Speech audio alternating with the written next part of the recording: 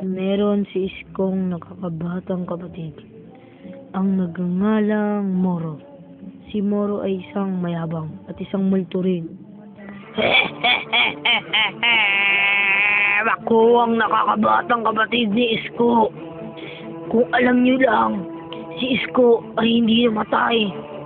Sinumpa siya ng isang ermitanyo na maging gagamba. Kaya ngayon, babawi siya at maghihiganti. Kuya, pagkakataon na natin, maghasik ka na ng lagim.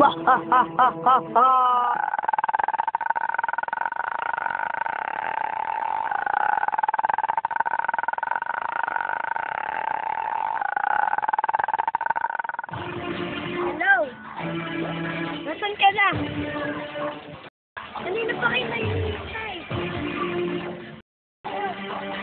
Bilisan mo.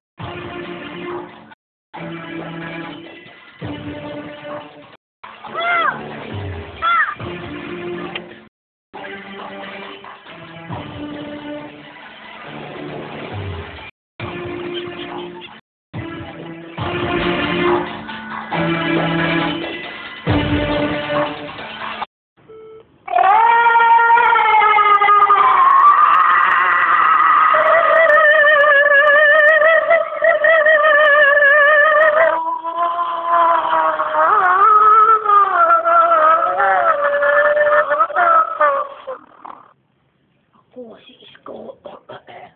Babawi ako. Gusto ko makalimutan ang mga nakaraan. Nasaan si Pandong? Maghihiganti ako sa kanya. Ha ha ha ha ha po. Ha ha ha ha. Nasaan ka, Pandong? Ha ha ha ha ha.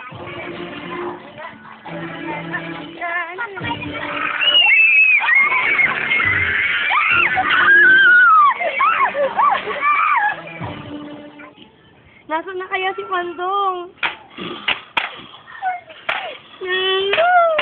Pandong, lumabas ka na! May nangangailangan ng tulong ko. Kailangan na bang bumalik ako? Nasaan kayo yung espada ko? Napakatagal na. Ikaw lang kung nasaan ang aking espada.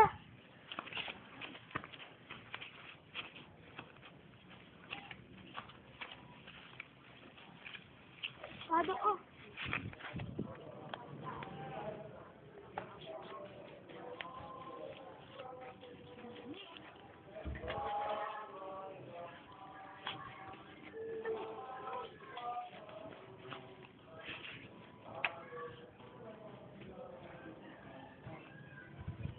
Hoy, Ihok, alam ko ang iyong tunay na pagkatao. Alam ko kung ano ang iyong hinahanap, ang espada. Paano mo nalaman na hinahanap ko ang espada?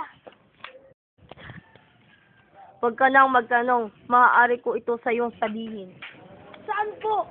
Sa isang paraan lamang, iho. Ibigay mo sa akin ang hibla ng buhok ni Isko. Eh, paano ko po magagawa yon? Eh, hindi ko po makita ang espada. Ayun ang espada mo.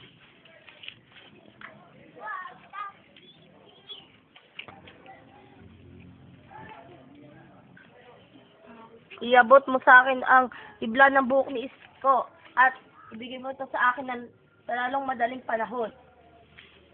Pangako po.